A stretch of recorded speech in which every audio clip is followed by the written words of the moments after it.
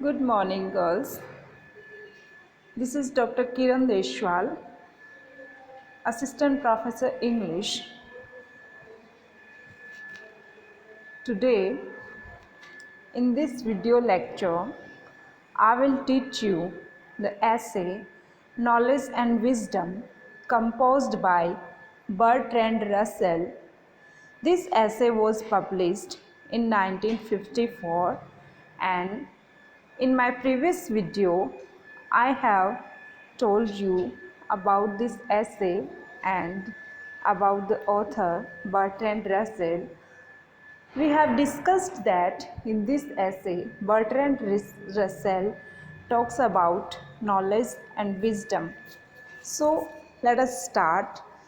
Most people would agree that although our age far surpasses all previous ages in knowledge, there has been no correlative increase in wisdom. So, Bertrand Russell, in these lines, the author wants to say that most of the people would agree that although our age, that is the modern age, is advanced in knowledge, but there is no increase in wisdom. Though we are gaining knowledge more and more, but we are lacking wisdom. But agreement ceases as soon as we attempt to define wisdom and consider means of promoting it. But these agreements falls when we try to define wisdom. What is wisdom and how can we promote it? I want to ask first, the author want to ask first, what wisdom is? How will we define wisdom? And then what can be done to teach it? How can we teach wisdom? There are, I think, several factors that contribute to wisdom. It's very true.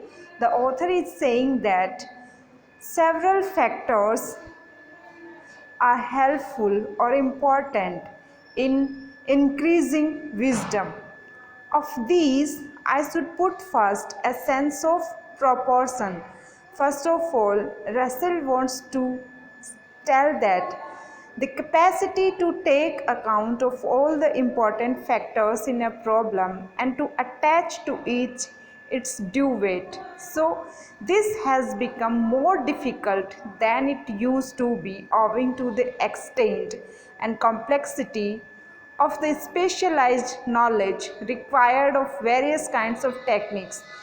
He wants to say that as we need various kinds of knowledge, we need the acquisition of knowledge to do various things. Similarly, we need the acquisition of knowledge to enhance our wisdom. For example, suppose that you are engaged in research in scientific medicine.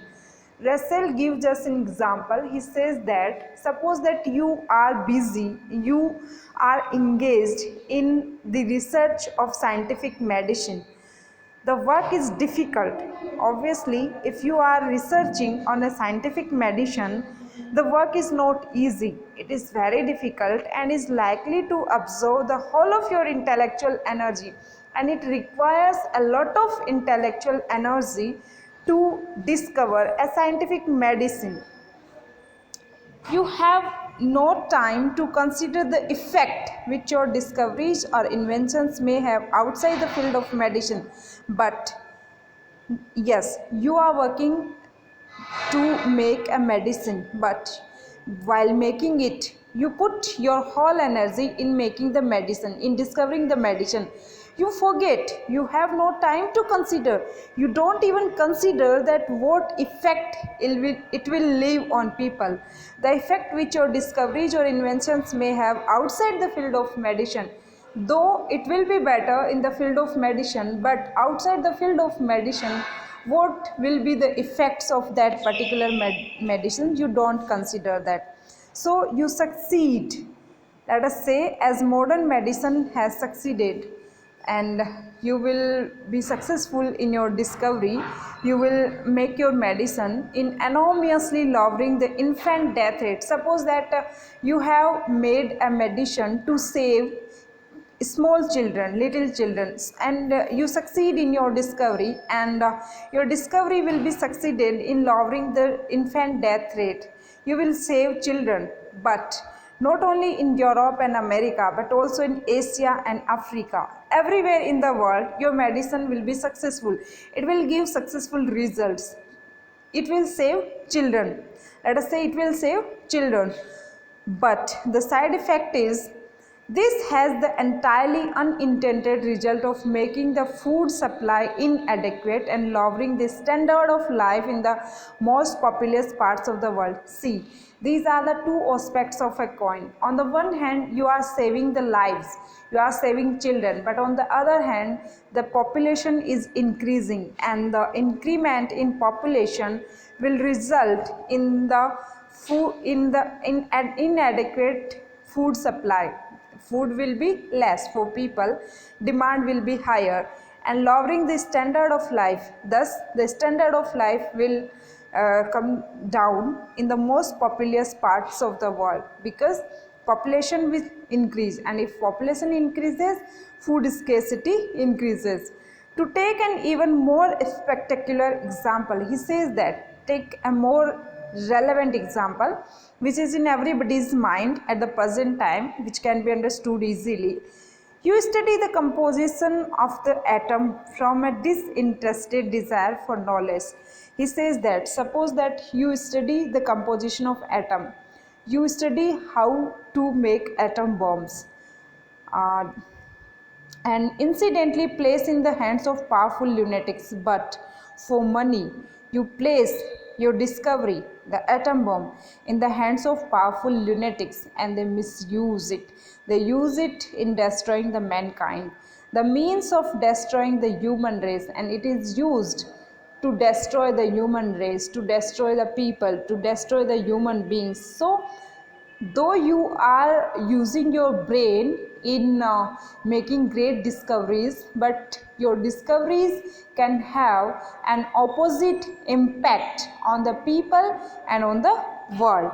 In such ways, the pursuit of knowledge may become harmful. So Russell wants to say that though knowledge is increasing in present age, but wisdom is lacking, because wisdom is how do you apply your knowledge, and your knowledge should be applied for the betterment of human race, for the happiness of human race. So he says that in such ways, in this way, the pursuit of knowledge may become harmful. If you are using your knowledge to destroy people, it can become harmful unless it is combined with wisdom, because you are not combining your knowledge with wisdom. And wisdom in the sense of comprehensive vision is not necessarily present in specialist in the pursuit of knowledge.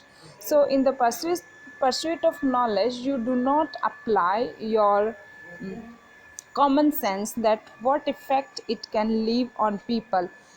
Comprehensiveness, understanding alone, however, is not enough. Mutual understanding is not enough to constitute wisdom. So here Russell is describing how can we create wisdom, how can we enhance wisdom. So wisdom cannot be created only by comprehensiveness, only by understanding, because there are so many factors which work to create wisdom. There must be also a certain awareness of the ends of human life.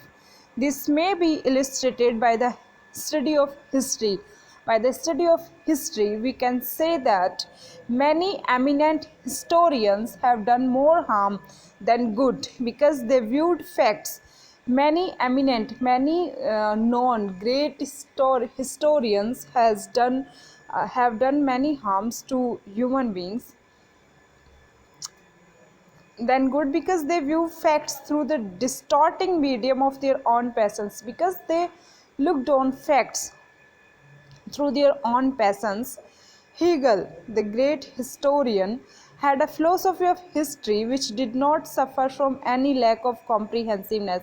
So he was a great historian, and his aspects did not suffer from any comprehensiveness, since it started from the earliest times and continued into an indefinite future. But the chief lesson of history which he sought to inculcate was that from the year 400 AD down to his own time, Germany had been the most important nation and the standard bearer of progress.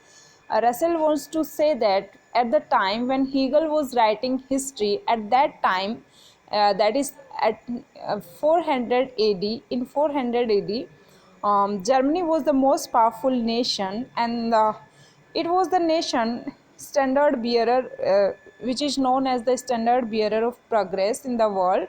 Perhaps one could stretch the comprehensiveness that constitutes wisdom to include not only intellect but also feelings. So here Russell wants to say that knowledge is not enough and wisdom is not enough. One should combine both these with the intellect, with feelings. There should be feelings also. Alone knowledge and wisdom cannot do better results, cannot result in better. It is by no means uncommon to find men whose knowledge is wide but whose feelings are narrow.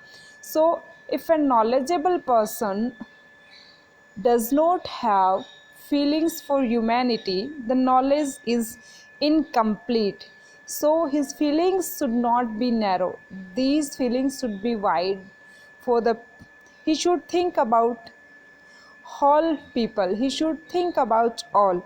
Such men lack what I call wisdom. And if his feelings are narrow, here Russell wants to say that such people are lacking wisdom. Though they are knowledgeable, but they lack wisdom. And we will see in our next video how Russell differentiate between knowledge and wisdom, and how we can increase wisdom along with knowledge.